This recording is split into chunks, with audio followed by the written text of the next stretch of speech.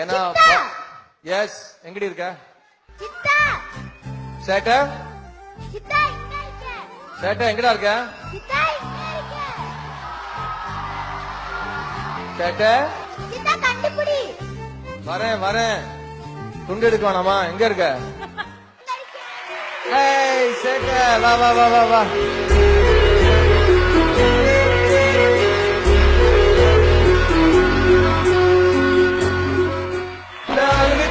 அன்பத்தருவாளு சின்ன அறிவிப்போம் என்று சுடுவாள் நீயும் தும்மிடி தும்மிடி ஆயுசு நூறாக என்னுயிர் உன்னோட பத்திர சொன்னாக.